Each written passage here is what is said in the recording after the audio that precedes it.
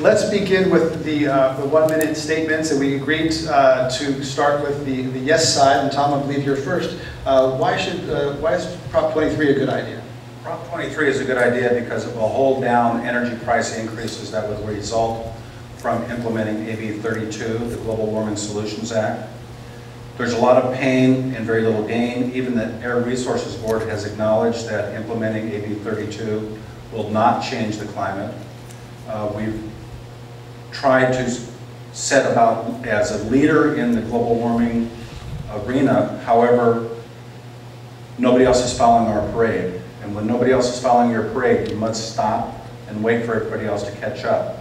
Energy prices will increase anywhere from 30 to 60% by implementing AB 32. In addition, local schools and cities and counties will benefit directly from reduced energy costs as well as increased revenues if Proposition 23 passes. This is all consistent with our Legislative Analyst Office as well as studies by the EPA, the federal EPA, and EIA, the Energy Information Administration. Jack Stewart, why is Prop 23 a good idea? Well, Prop 23 is really a very narrow proposition, only to suspend AB 32 until such time as the economy improves.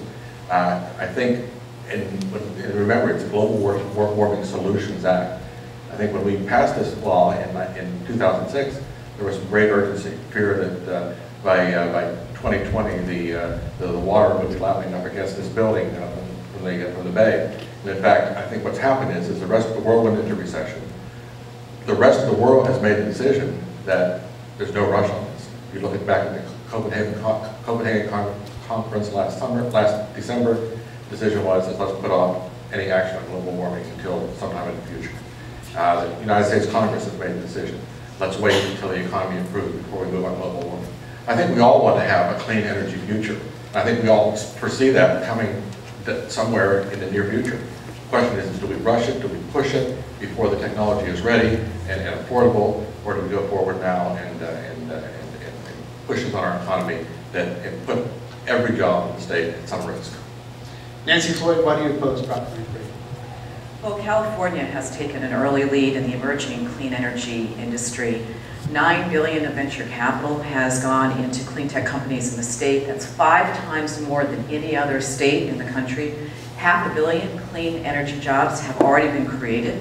And these are jobs that range from engineers to installers, manufacturing to construction. And many of these jobs have been repurposed from declining industries.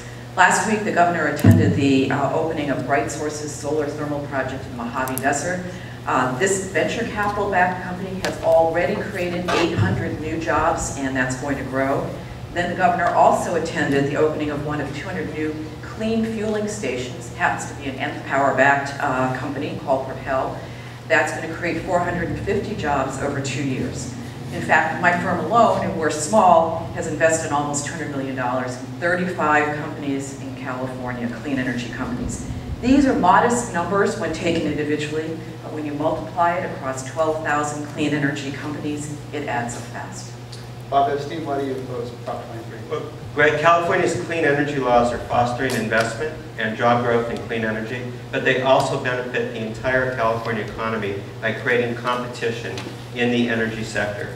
Right now, California is dependent on fossil fuels. Price shocks and supply disruptions wreak havoc with our state. Our clean energy laws are going to change that. According to David Rowland Post at UC Berkeley, electric bills annual per capita in California are likely to be 20% lower with our current laws than if we suspend them. That's why we say Prop 23 is really the dirty energy proposition. Valero and Tesoro are the main backers. They want yes on 23 because they want to avoid competition. Current laws require pollution reductions at refineries, and they require a reduction in greenhouse gas and fuels. Shell, BP, Chevron, Exxon all have programs underway. None of them say yes on 23.